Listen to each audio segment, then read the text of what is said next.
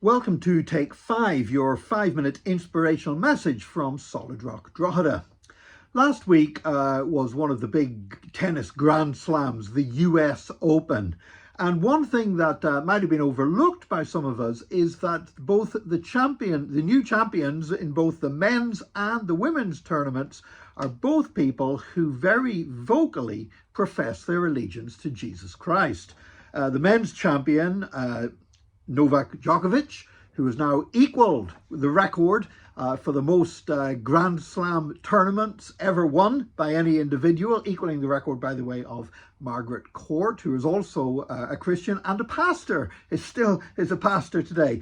But Djokovic has sometimes been seen as a very polarizing figure because of his views on vaccinations, particularly during the pandemic.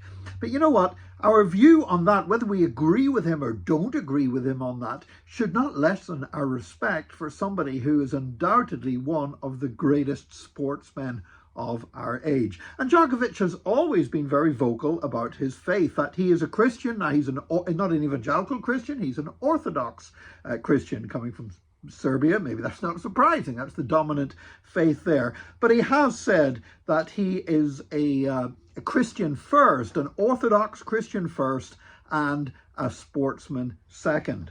And then, of course, the winner of the women's tournament at the US Open was Coco Gauff, the young American lady, African-American lady, who won her first Grand Slam title. And again, she has been so vocal about her faith in Jesus Christ. She said, "I don't pray for results. I just ask that I get the strength to give it my all because I am so blessed in life." When she lost in the French Open, she was devastated by it, but came back to win a tournament. She said, "I realize that God puts you through trials, but he gives you the strength to overcome."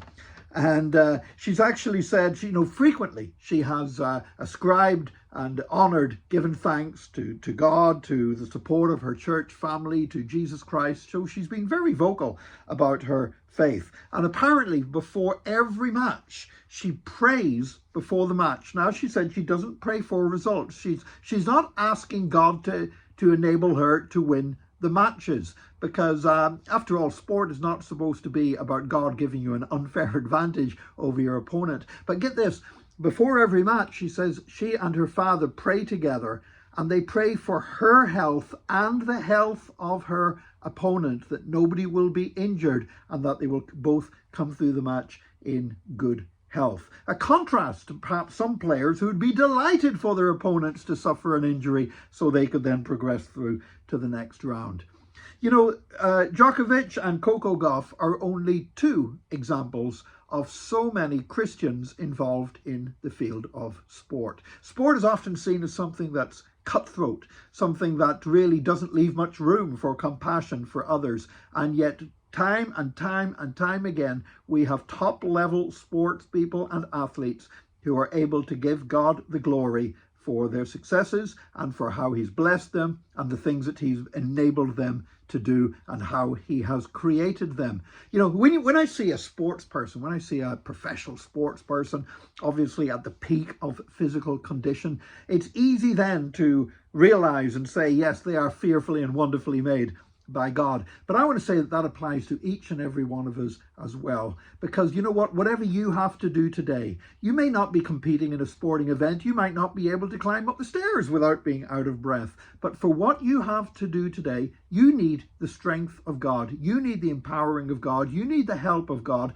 just as much as a Grand Slam tennis player. So today will you rely on God? He's the one who created you. You are fearfully and wonderfully made. Trust him to help you to do what you need to do today, and then give him the glory for enabling you to do that and bringing you through the day in Jesus' name. Thank you for joining us for this Take 5. Join us again tomorrow for another Take 5, your 5-minute inspirational message from Solid Rock Drogheda.